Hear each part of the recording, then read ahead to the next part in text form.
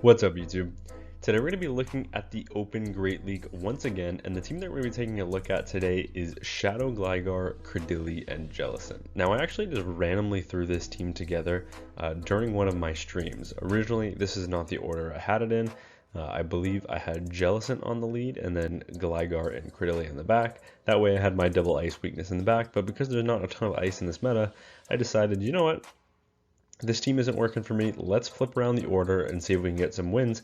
And I actually went super positive with this team on stream. I think I had 4 straight positive sets, so that was very solid. Before we hop into those battles, a special thank you to the Legend Trader members on this channel, Big Burden and Andrew Pitton. Huge shout out to those guys. And without further ado, let's hop into some battles. Now, because these are from my stream, they might be a tad laggier than normal or a little bit like blurrier, not as great quality. But into the first match, we have a pretty brutal lead in Jellison. This Jellison does throw their Surf as soon as they get to the move, and I will respect this damage because the Surf will do a lot of damage to a Shadow GLIGAR. Now I'm going to overfarm here, throwing right before they make it to their next Surf, and now I'm going for a dig. And what I'm going to do here is instantly pivot after that dig connects. So now my opponent has shield advantage and switch advantage. So this is going to be very difficult to work out of, but I was kind of ABA weak to this Pokemon, so I did what I had to do. And the opponent is not getting out of this matchup, so maybe they're weak to Credilli in the back. I'm thinking maybe it's double fire, because you have a grass weakness on the lead. What could you possibly be so weak to in the back that you want to stay in this matchup and end up committing a shield? So I end up going for a second Rock Tomb. My opponent double shields their Jellison, and at this point I'm like, okay, you have virtually no energy. I can easily farm you down with my own Jellison, get an energy lead, and then whatever is in the back is going to have to deal with that kind of energy. So in comes my Jellison. I get a 2-hex farm down, and what's in the back? It is a Morpeko. I'm going to pivot into my GLIGAR, and I actually bait the Diggersby out. So this is an okay matchup, especially when we have the shield advantage that we do. Granted, it is only one shield. I know I can live one Fire Punch, so I will let the first one go. There is the Fire Punch. That does very little damage to the GLIGAR, but I have to make it to a dig plus an Aerial Ace, I think, in order to knock out. So here comes the first dig. This will connect. I probably should have just gone just straight double Aerial Ace in this moment because that would have been more energy efficient, but that's okay because I can connect with a Surf as soon as I come back in with my Jellison, but my opponent switches into the Morpeko. Morpeko now will be met with a Surf. They have to farm up to back-to-back moves to win this game, but they were scared of the damage coming from the Jellison. I was 1 away from another charge move, so they are forced to throw their energy right away. That allows me to come in with my GLIGAR, get the full Fury Cutter farm down, and now I win CMP up against the Diggersby, even though they banked a move, and Dig from this range picks up the knockout on the Diggersby, and we are able to take the first win despite a tough lead. On the contrary, an absolutely amazing lead in the next match. We have Shadow GLIGAR into a Dusclops, and this Dusclops holds onto their energy. I tried to go for an Ice Punch catch on my Jellison, and that's going to backfire huge because now they can spam out these Shadow Punches lightning fast, and these Shadow Punches are super effective and they're going to come quick. They add up quite a bit too. My opponent could go for a full farm down here, so I'm going to farm up, and now I'm baiting with a Surf, expecting my opponent to want to flip switch here, and they do. Can I make it to a Shadow Ball? It looks like not quite, so I'm just going to have to settle for another Surf. How good is my opponent's counting? They double shield their Dusclops, so not great to be completely honest, but that's going to definitely benefit us in this matchup. I can now come in with my GLIGAR. I have some residual energy, so I'm going to chip first with the dig, and now I'm going to instantly pivot into my Credilli, and fortunately we do get the catch. Of course, it is still going to be a super effective charge move here. But I draw out a Diggersby, which is fantastic because now I have super effective Grass Knot coverage, and I'm able to outpace by 1 singular turn. Our pacing is exactly the same. Grass Knot, Scorching Sands, it's 7-6 pacing to the first and the second, so that is huge. My opponent could go for a Fire Punch here, and that's exactly what they're going to do, but because I had a little bit of energy, I'm able to outpace, make it to the move, pick up the knockout, and now in comes the Clodsire. All of their charge moves are resisted here unless they're running Stone Edge, and I'm going to call the bait because they got out of that matchup so fast originally that I was like, there's no way they have a Stone Edge, and I believe that was my opponent resigning the match down in the corner there, and that was, so we are able to take that win. Into next match, we have GLIGAR into Clodsire again. There was a bunch of Clodsires out today apparently, so able to find them with our GLIGAR, but this one is staying in, so they likely do have Stone Edge. However, this is still a pretty dominant matchup for the GLIGAR because we have a pacing advantage in this matchup. No, never mind. My opponent ends up going for an Earthquake. They pivot into a Samurott. I go for a Hydro Cannon catch. I'm unsuccessful, but it does not matter because they are completely walled in this matchup. Fury Cutter, Hydro Cannon, Mega Horn, all of it is resisted. Even if they were running Blizzard, wouldn't matter. It's resisted on Jellicent. So we're able to soak up 2 Hydras here. I'm going to overfarm just a little bit. And now I'm going to pick up the knockout with the Shadow Ball unless my opponent commits the shield. They're not willing to do that, and back in comes the Clodsire, who threw a double resisted Earthquake at my GLIGAR. Now here comes a Surf. Their Poison Stings are resisted, so they're going to be forced to throw energy, but they actually just let that go to try and get some extra farm on Carbink, and Carbink now will be met with a super effective Surf. They let that go, and in comes Credillia. Of course, Acid is only neutral here because it is super effective on Fairy, but resisted on Rock, netting a neutral charge move. That said, I end up baiting with a Rock Tomb. My opponent actually calls the bait, which is kind of crazy because they have 0 win con left in this matchup, but I guess they were just giving it to me and I ended up baiting. So we are still able to take that win. Into the next match, we have GLIGAR into Malamar, a bit of an old relic from previous seasons. The opponent safe switches into a Diggersby, and I go for a Fire Punch catch onto my Jellicent, but I am unsuccessful. My opponent holds on to their energy. They connect with a Scorching Sands. However, now that we've thrown a bunch of these Fury Cutters, this is double Surf range. Typically, Jellicent cannot two-shot a Diggersby.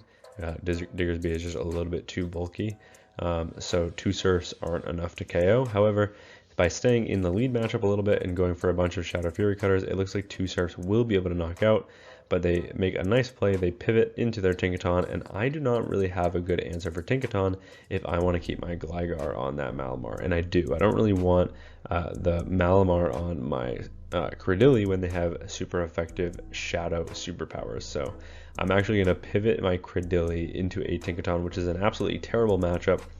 But the thing here is, Credillia knows no such thing as a bad matchup. It can spam out Rock Tombs. These are resisted, sure, but their charge moves are doing so little damage. They have no ability to farm down. I end up going for a dig. My opponent makes a really nice catch when I try to snipe with the GLIGAR. They end up catching the dig onto their Diggersby. Can I get the full Fury Cutter farm down? Not quite. That's okay. I can take a Fire Punch here. I'd rather take a Fire Punch than a Play Rough, so I will let that go. In comes, is it going to be the Tinkaton? No, it's going to be the Malamar, and now Malamar is going to be met with an Aerial Ace. I'm just going for the less harder hitting move here because these Fury Cutters are really what's doing the damage. I could have stayed in and gone for the dig. That would have been better chip, but I know with these Fury Cutters, I'm basically going to put it at 1 HP. And that's why I'm shielding this, because I can get the full Fury Cutter farm down unless my opponent ends up pivoting. They do end up pivoting into their Tinkaton, but Tinkaton is going to get outpaced. Here comes an Aerial Ace their way, and even though it's resisted, it nearly picks up the knockout. I may as well commit the shield. I think I can get the Fury Cutter farm down of both of the remaining Pokemon. They actually connect with a Fairy Wind, which is a little bit unfortunate because now these Fury Cutters are not enough to KO. But we have health on 2 Pokemon in the back, so we are still able to take that win. Okay, into the next match. Dedenne on the lead. This is a great lead for us because Parabolic Charge is resisted. They end up pivoting into a Credillia, and now Credillia is going to be met with an Aerial Ace. This is only neutral damage, but plus those Fury Cutters, we already have their Credillia down into the yellow. The reason it's neutral there is because, the reason Aerial Ace is neutral there is because it's super effective on grass and resisted on rock, which nets neutral, but the Fury Cutter is super effective on the grass and is not resisted by anything on the Credillia. My opponent is able to outpace me to 2 moves, but that's okay. I know I can still pick up the knockout with the harder hitting Grass Knot from this range, but my opponent actually commits the shield. And now I'm wondering, maybe they have a good answer to GLIGAR in the back. So I am going to actually fight for switch here. I know I can play for it because they're on Bullet Seed. They really don't have as much fast move pressure as we do with Acid. If they wanted to double shield, maybe they could have flip switched, but it would have been close. In comes the Lapras, and boy am I glad I fought for switch, because now I have my Jellicent on their Lapras and my Gligar on their Dedenne. Of course, they can go for neutral play roughs here, and I will commit the shield at the last second. It is the play rough, so huge. We do not get baited, which is massive. Now here comes a dig, no point in baiting here. My opponent ends up committing the shield, but I believe we still should be able to outpace, and we can. Here comes a second dig their way.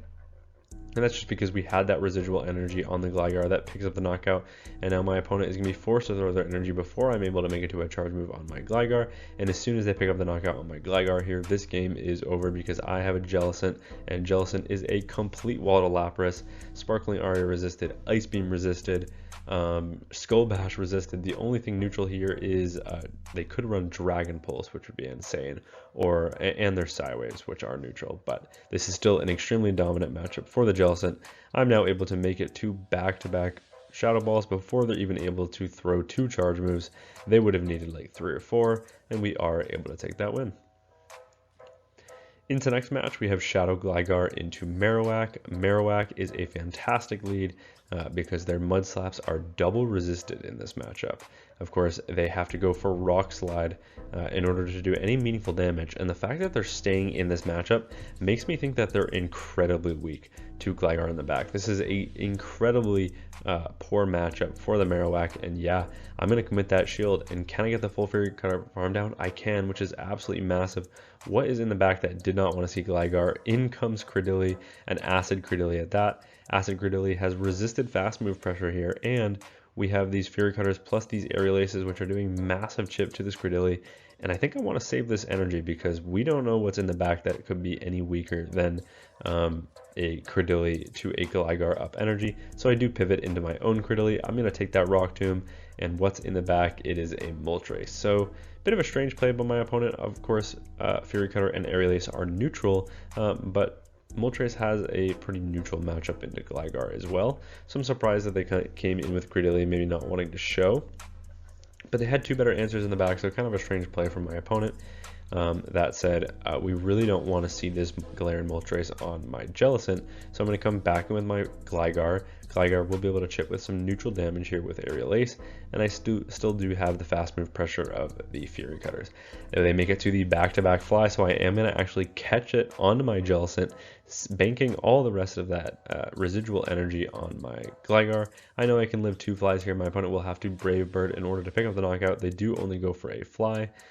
They end up coming back with the Credilli. I was worried about them making a move here, so I do end up just throwing the Shadow Ball. That picks up the knockout. They do get the full Sucker Punch farm down, but it's the battle of fast moves, and Fury Cutter beats Sucker Punch, and we are able to take that win. Into next match, another top lead. We have Gligar into Jellicent, and the reason we have to stay in this matchup is because Credilli has a pretty poor matchup as well. Acids are resisted, so there's no incentive for my opponent to switch out before chipping at least. So, but they do respond with a Primeape, and Primeape lets the Grass Knot go through, maybe expecting a bait from the Credilli, but a bait does not come through, and that actually gives us the win con that we need.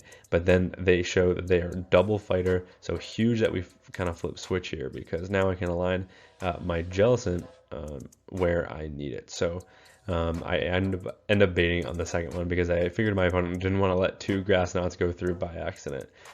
So now I can just come in with my Jellicent, I can soak up this damage, I can pray that they're not on payback, and then I can just have to align my Gligar on their Jellicent. So what I'm going to do is I'm going to overfarm just a little bit here, and then go for the catch right as my opponent gets to their second Shadow Ball, which means this is not super effective damage, and I can connect with a dig.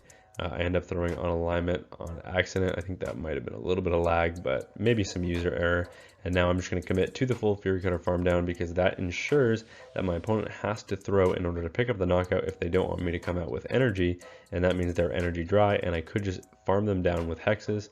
All I have to do here is now make it to the back-to-back surfs before they're able to make it to the back-to-back rock slides. Had they been on Stone Edge, that would have hurt quite a bit more, but they would have had to make it to 2 moves anyways. So here comes one surf, here comes a second, and we actually are able to outpace, and now we know their Jellicent is at 1 HP, 1 hex away from getting KO'd. and we are able to take that win. Into next match, we've got Shadow GLIGAR into Shadow Quagsire. So this is a tough lead. What we're going to do is we're going to stay in this matchup and go for the Aquatail catch. We are unsuccessful with the Aquatail catch, and now my opponent is going to chip the Credilli here. What are they going to chip with? It is the Stone Edge. That does about 50%. They end up going for a Grass Knot catch, but they're unsuccessful. And now in comes a Credilli of their own. Their Credilli will be met with a Rock Tomb. Rock Tomb will do some decent chip, and they end up throwing right away, understanding that I'm already at the back-to-back moves. But I actually will end up committing both shield, or committing a shield here, because I want to get off this energy. This energy obviously will not be enough to KO the Credilli, but these Rock Tombs are doing some meaningful damage, and they're lowering the attack of my opponent. So I can let this go. I can get a nice farm down on either of my Pokemon, or I'm actually going to survive the Rock Tomb because they're double debuffed. And now Rock Tomb flips switch, picks up the knockout, back in comes the Quagsire. Quagsire is now going to be aligned against a Jellicent, and sure, Stone Edge is still neutral damage here, but Jellicent is rather bulky. I can take this. Are they going to stay in this matchup? They are. They end up going for a Surf Catch on alignment in order to get a free Incinerate through, but I hold on to my energy, which ends up being huge. They're now out of Thunder Punch, but they over farm, and now here comes a second Surf, and this Surf probably will grab the final shield from my opponent, and I'm going to stay in, force them to throw their energy. Here comes one Thunder Punch. No, it's going to be a Blast Burn. Maybe my opponent anticipating a catch. But no catch came through, and now I'm able to outpace, make it to the dig. Dig picks up the knockout on the Typhlosion, and now it's a race. Can I get to a dig before my opponent is able to make it to... They probably need 3 Aquatails here. I don't think an Aquatail KOs from this range, and they actually do outpace me. They make it to back-to-back Aquatails, and a release probably would have been enough to KO from this range, but I wanted to ensure, and I knew an Aquatail wouldn't KO, and it doesn't, so we are able to take that win. Into the final match of the video, we have Shadow GLIGAR into Drifblim. This is once again a tough lead. Fury Cutters are resisted. They have double super effective Icy Wind here. I end up going for the catch a little bit early because I thought they were on Hex, not Astonish, and then I saw how much damage the Astonishers were doing, so I'm like, okay, the only way I get back into this matchup is if I try and call a bait, and I end up calling a bait, which is absolutely massive. They do go for the Icy Wind, and that instantly puts us back in this matchup. Of course, now these Surfs are going to be non-threatening to the Drapion, so I end up throwing on alignment on purpose in order to just get off this little bit of chip, because I need this chip on a Drapion. They knew they could survive 2 because of the debuff, so we'll just let this go. I have no way of flipping switch, and now I'm actually going to come in with my Credilli here, I believe, because Credilli only takes neutral from Aquatails, and if they blind throw an Aquatail, this is going to do less damage than a Crunch, and they do, which is absolutely huge, and we get a nice acid farm down because it is resisted. Where does this energy want to go is the question. Do they come in with their Drifblim? They do, and Drifblim will now be met with a Rock Tomb. They did get 1 turn lag, which kind of threw me off, so I ended up not throwing, which is kind of unfortunate. But now I should be able to make it through back-to-back Rock Tombs before they're able to make it to a 3rd Icy Wind, and my opponent does commit the shield. So here comes a second Rock Tomb, and now it only gets tricky if my opponent commits 2 shields in this matchup, and they do. So now I instantly have to pivot. Here comes a neutral Aerial Ace after a couple Fury Cutters. Is it enough to pick up the knockout on the Drifblim? It is, which is absolutely massive, but it's a Diggersby in the back, so this game is very much not over. I kind of have to live a Fire Punch here, so I am going to let it go. I do live it. Can I make it to a Dig plus an Aerial Ace is the question, because I think I need to put it in Grass Knot range and save the shield so that they can't pick up the knockout with 2 Fire Punches. It's going to be close. Are they at the back-to-back is the question, or are they 1 away? Can the Credilli make it to a Grass Knot? We can. That is absolutely massive. Grass Knot from this range. Does it pick up the knockout? It does on the bulky Credilli. I mean, on the bulky Diggersby, and we are able to take that win. Oh, we're starting another match. Okay, no, that was the final match of the video. So yeah, I mean, Shadow GLIGAR, it always performs really well. I think this meta is going to evolve to be pretty difficult though for Shadow GLIGAR. There's already a lot of water type Pokemon in this meta. There's not a whole lot of ice, but there are Pokemon with ice type coverage. Like we just saw in that matchup, we saw Drifblim, we saw Dusclops, even like things like Shadow Annihilate, which we didn't see in these battles, but are floating around, Primeape. So it has a lot of targets, and Fury Cutter being resisted on Ghost and so many other typings that are so common right now makes it pretty difficult for this Pokemon. I do think it'll have a comeback potentially later in the meta, depending on how the meta evolves, or maybe in limited cups throughout the season. We'll have to see. Cradily, of course, is just an insane safe swap, especially with Acid. It just makes it so incredibly neutral into virtually everything. And then Jellicent in the back, of course, just fantastic typing for the current meta. Great coverage, great bulk, just like Cradily. So the combination of these three have great coverage and great flexibility, which is what I really like. The flexibility of this team in general is just really, really strong. So, but yeah, that's going to be it for me from this video. Thank you all so much for watching, and until next time, peace.